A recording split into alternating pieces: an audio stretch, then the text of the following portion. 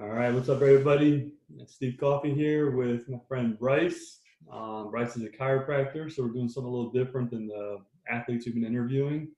We got a lot of students here who are chiros and osteos, so it's an opportunity to hear from somebody who's been down that road and who's been working with athletes for quite a while. So, Bryce, can you just introduce yourself, where you're from, what your role is right now currently, and how you got into chiropractic? What made you decide to do this? Well, I'm Dr. Bryce Donaldson. Got a doctorate in chiropractic from Palmer College of Chiropractic out in Davenport, Iowa, in the U.S. And I'm also a certified athletic trainer. So I've been working with athletes through my entire undergrad. I was an athlete in high school and college, and then get a couple. Right now I work in a chiropractic office, so I actually work in two, and so we get mainly just regular kind of everyday people, but we do get occasional athletes here and there. All right. Can we touch a little bit based on your athletic training? Because I know I deal with some chiropractors who are working with athletes. So I know you worked in high schools and you've dealt with, athletes from all over. So just talk a little bit about how that experience was, how it was dealing with high school kids. I know in the U.S., you go to school and you play sports in your high school. So you could play three different sports as an athlete. You might play soccer in the fall, basketball in the winter, track in the spring. So it's a little bit different than what's going on here in Australia. So you just talk a little bit about your experience working with kids in that regard, how that went. So with working with high school athletes, I did mainly that through my undergrad, kind of with some of my internship too.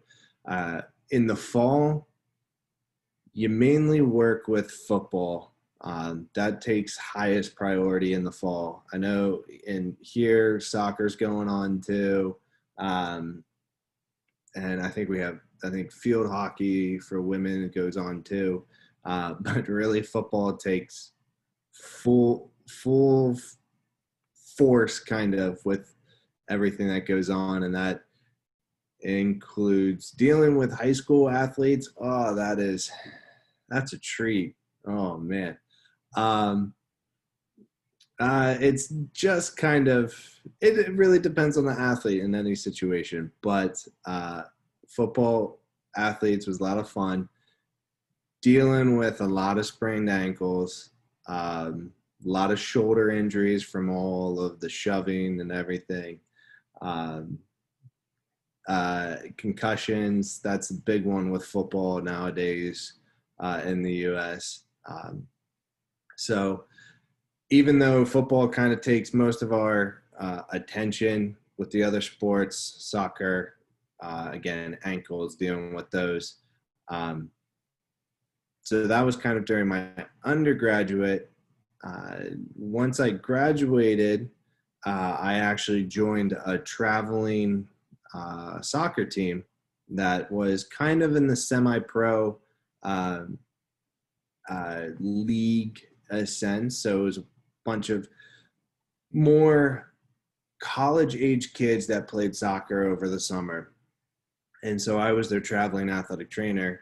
And so there I saw a lot of ankle injuries, a lot of just lower extremity leg injuries, whether or not bruised thighs, bruised ankles. And so those were definitely very different athletes from high school. When you deal with more college athletes, they become more independent and you don't have to babysit them as much as with high schoolers when it comes to kind of rehab things. So that was easier on my part, where I could tell an athlete, hey, go do such and such exercises, go do these stretches, as far with the college. But as far as with high school, it was a little bit more like, okay, you go over there. I'm going to watch you do it. Make sure you do it right. Um, and then in my graduate program, while I was getting my doctorate in chiropractic, we had a rugby club. So I worked with the rugby teams and saw a lot of interesting injuries with those. A lot more that require emergency services. So kind of saw a broken neck. That was, I mean, it's scary stuff when you witness that on the field. But again, dealing with a little bit more of the graduate student, then it gets a little bit more difficult where they start getting an attitude and they start talking back because they think they know more than you. And so that is dealing with a different kind of athlete at each kind of level is very interesting in how they approach their rehab and their desire to get better and get back to playing. I'm having flashbacks as you tell me this because when I was in high school, my athletic trainer would tell me you need to, take a break, you need a week off, you need to do this. And me being the high school stud that I was, like, no, I know better.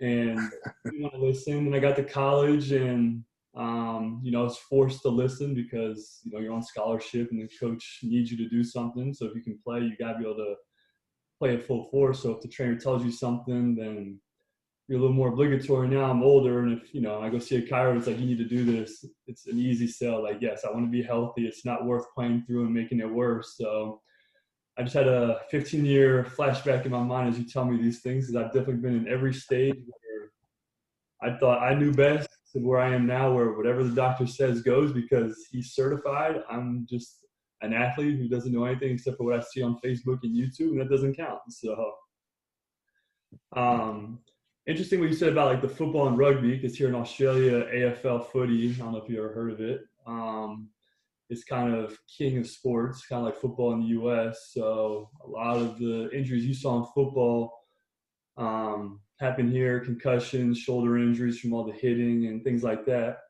But as a basketball player, we'll talk about basketball injuries. I know you played basketball in high school and have experience treating me among others. What is some of the things you see as a chiropractor that could help us basketball players going forward to not recur the same injuries over and over? I know sprained ankles can be inevitable. Lower back injuries happen as well, some knees. What's some advice you give to a basketball player that would be helpful to us to avoid certain injuries going forward? So that's a great question. I mean, stretching is always a key importance with preventing injury, because if you don't have a proper balance in between the muscles that are antagonists of each other. So example, if your quad, the antagonist muscle for that is your hamstring. And so quad is made up of 4 muscles, while the hamstring is made up of 3. The quad can be a lot stronger than the hamstring. And it also can be a lot tighter. So that is actually what, in a couple of studies that we have seen in more female athletes, of that imbalance between the 2 sets of muscles, where the quad tends to be a little bit stronger, a little bit tighter, and that can put a really an awkward stress on the knees from all the jumping, landing, and so just doing really stretching, doing dynamic stretching before exercising, going, and then doing more of a static stretch afterwards are definitely going to be good help.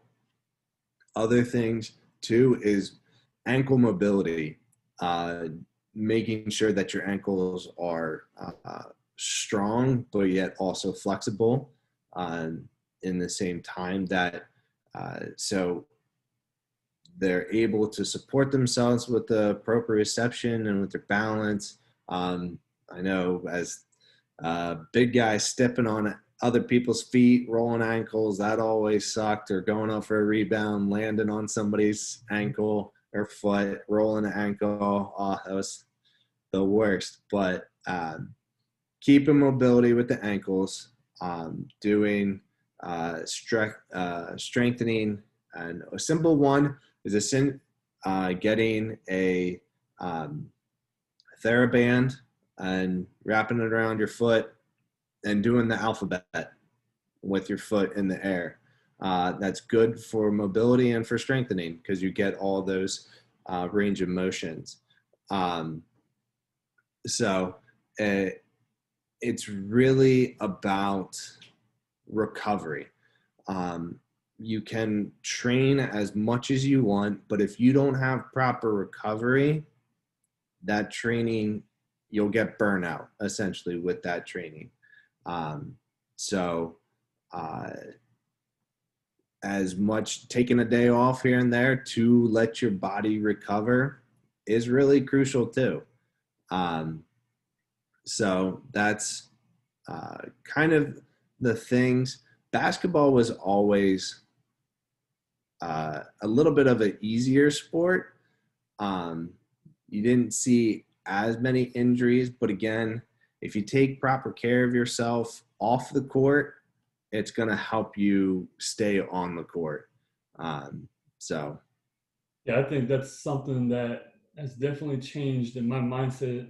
As I get older. When I was younger, it was go go go all the time, and who cares about the recovery part? I'm young, I'm fit, I'm invincible, nothing can happen. And now, 32 years later, a bunch of injuries on my body, and the recovery, the stretching, all the things you talked about are things that are now implemented in my routine. And I think all athletes need to understand. It doesn't matter what age you are, you need to take care of your body off the court. Um, absolutely.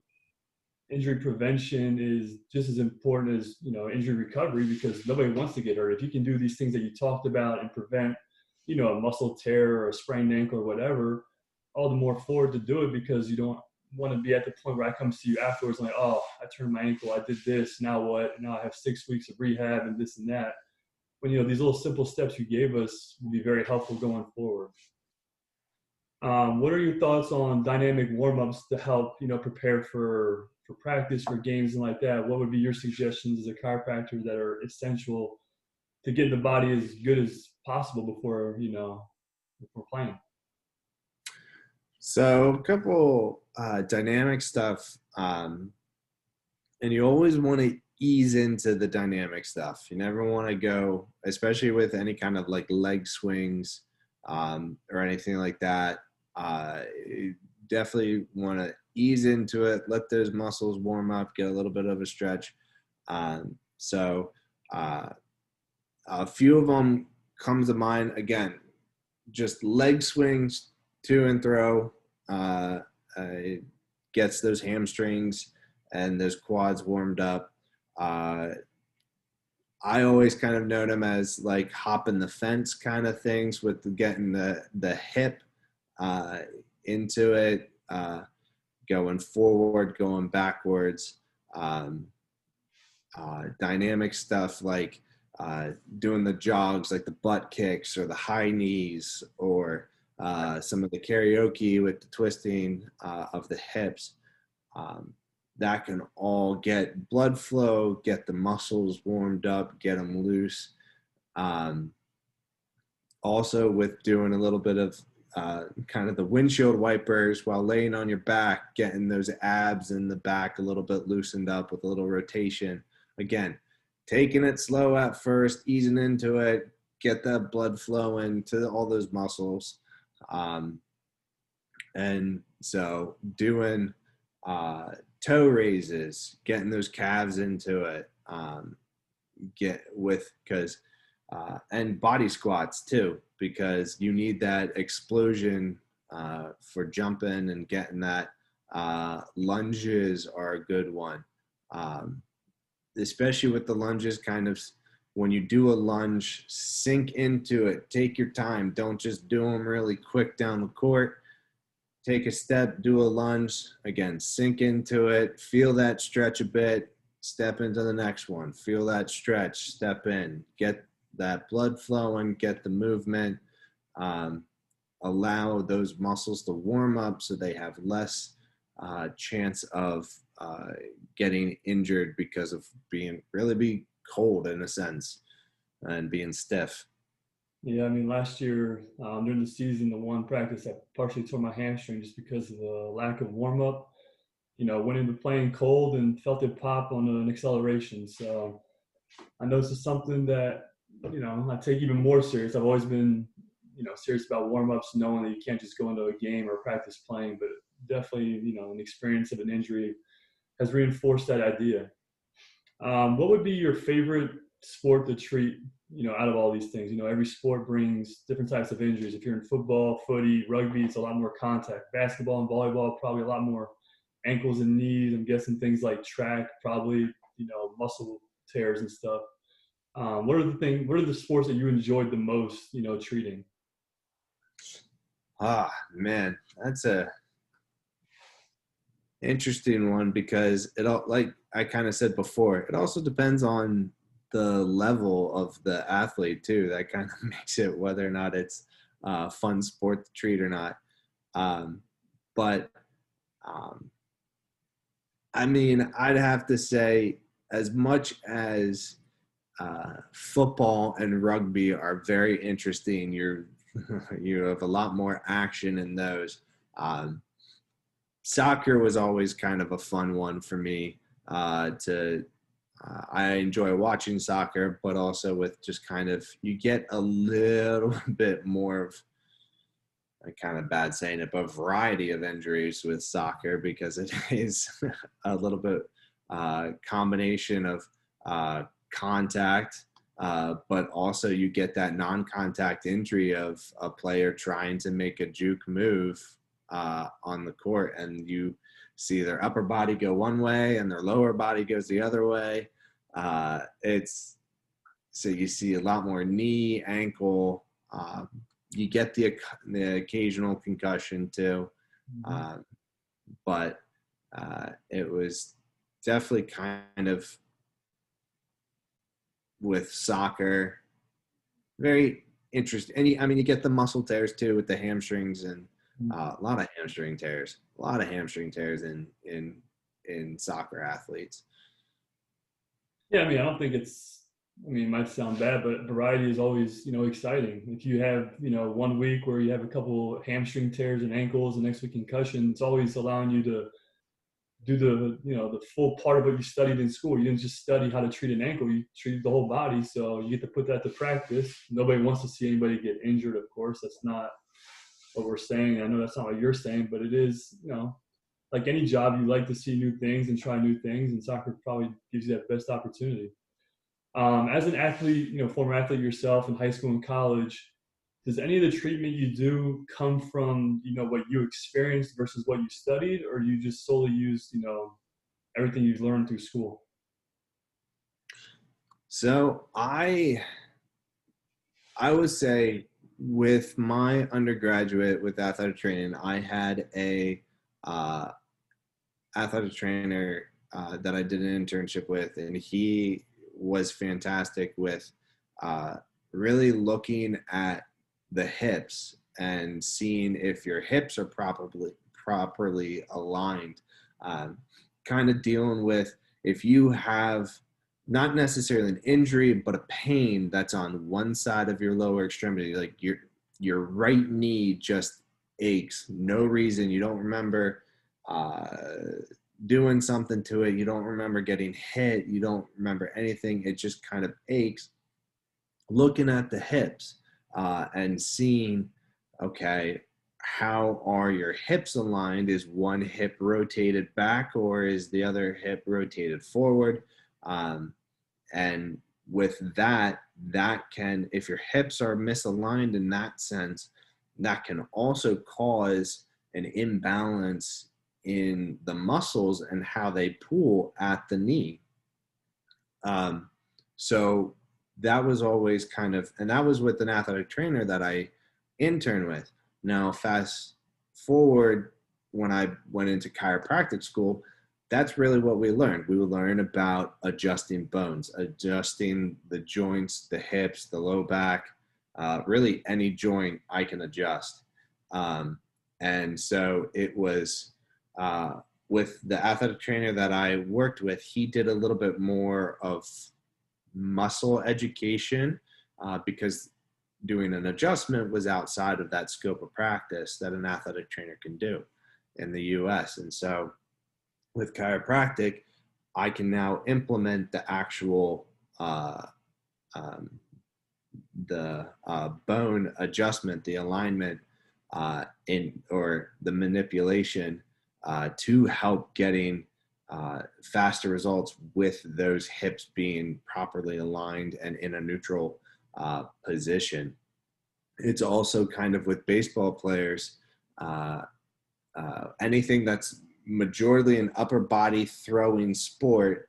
Uh, if you have pain in your elbow, look at the shoulder, look at the mechanics of the shoulder, see if that shoulder has actually, that shoulder joint has actually dropped a little bit, that again is causing some not fluid motion, and then you're compensating with it at the elbow. And so you're getting the pain at the elbow, but the actual problem is at the shoulder. Same thing can happen with the knees or even with the ankles too. If you're having kind of pain for no reason in the knee, looking at the hips, make sure again that they're in a neutral position. But also, you can even go down and look at the ankle. Make sure you have the motion in the ankle and adjusting those bones, the talus or the calcaneus in the ankle, that can help give you that dorsiflexion or that plantar flexion that is needed for that explosion on the basketball court or on the soccer field. And that can help with eliminating the pains from a different area. Yeah, I know for me personally and other athletes, it's amazing when we go see a doctor or a chiropractor specifically. You say, hey, I'm hurting in this area. And right away they go to a different part of the body and say, oh, your hips are disaligned. This is why you're hurting in your knee. As an athlete, your knee hurts. So your first thing you've always been taught is, put ice on it and rest it or something like that, not knowing that the root cause comes from something else. So I know this is why I love going to see chiropractors. It's just that they always go to the base of it to try to find the problem. They don't treat just what's hurting; they treat the whole thing. And it's been very helpful for me. I know you treated me this past year when I was back in the U.S. for my ankle, and you were treating my hips and things like that. And fast forward, 6, 7 months later, I have no more pain. Everything's good. But it wasn't just ice on your ankle, you'll be okay. It's let's look at the body. Yep.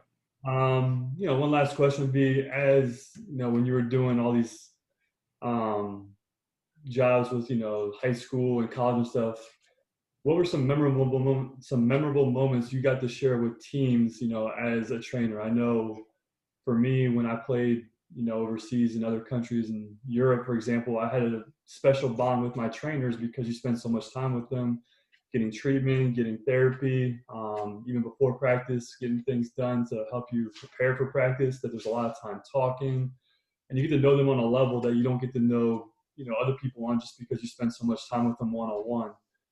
Are there any moments for you that you've had with athletes or championships or something that you look back on like that was really special, that I got to be a part of that as a trainer? Yeah. So that takes me back to being an athletic trainer specifically, because as getting a doctorate with chiropractic, I haven't worked with specific teams. It's all been in an office setting. But yeah, there has been times with actually a high school softball team in the area here, going as a team, going all the way to state playoffs, which is a big deal here in Pennsylvania in the U.S. And when competing against more schools across the whole state instead of just your area. And so that was a lot of fun to go on that experience with that team. And so, and also, I mean, with the football teams that I was a part of, that it's just, I know it's great to win. That's everybody says that, like, it's great to win, hate to lose kind of thing.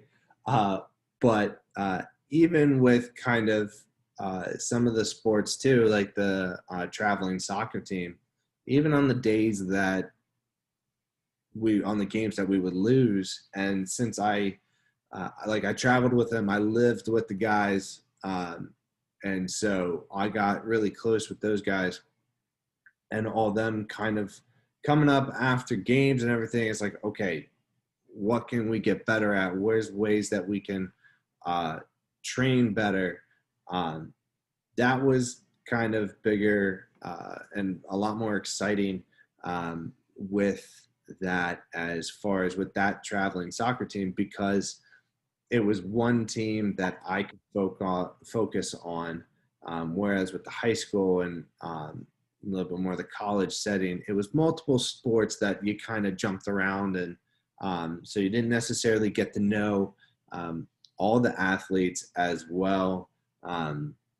Because again, I might cover football one day, but then I had to cover soccer the next. But when I was with that traveling team, living with the guys, it was definitely a stronger kind of bond, in that they put more of their trust in me to get them back onto the field, to get them proper care, and to get them better trained to prevent all those injuries. Yeah. I know for me, finding a doctor I trust is kind of like finding a dentist and things like that. You want to go with someone you can trust, who knows your body, who wants what's best for you. And, for you and me personally, every time I'm, back home and I call you, it's because I know you're the best at what you do and you know what needs to be done. And as an athlete, finding that chiro or that osteo or physio, whichever one you use, and sticking with it, pays out big dividends in the end, because this person's going to help you the best way. A personal trainer is going to help you in the weight room, or a coach is going to help you on the basketball court. It's finding someone that you can go to, you can talk to about anything, who knows how to treat your body and get you back. And for me, there's no compromise in finding a good one. I will also add, just kind of with that, is I also approach the medical field as a team aspect. Just like on the court, you got to trust your other four guys on the court to have them be able to handle whatever their roles are on the team. And then same thing in the medical field. Uh, there's things that, as a chiropractor, there are things that are out of my scope of practice. And it is good for me to know other doctors or other physical therapists that I trust, that I know that they're going to give their best and throw their best knowledge towards the athlete, if I have to refer that athlete to them because of something that is not my specialty. So it's just as important in the medical field to be working as a team. And that's kind of lacking nowadays, where there is kind of a distrust between medical professionals that can really, in the end, hurt a patient if there is a distrust, because they'll give different information, or they'll just tell them, oh, you shouldn't go to them, they don't know what they're talking, kind of thing. So it's definitely mutual respect that affects the patient or athlete. I was going to ask for a piece of advice for any future practitioners. That right there sounds like a pretty good one. Is understand you guys are all in this together. Um, I agree. I thankfully don't think I've ever heard any chiros do that, but all my teams have had their own medical staff that work together, which help. But yeah, do you have any other advice or words of wisdom for those who will be watching this? So I kind of going along with that. Know your limits. Know what is uh, know where you can best support the athlete, and know where you can't. If you know, because even with chiropractic, I work in an office that I have two other docs that I work with. They all have a different style than I do. And so they might approach an athlete with just a different little mindset, and a different little approach than what I would, that will help that athlete.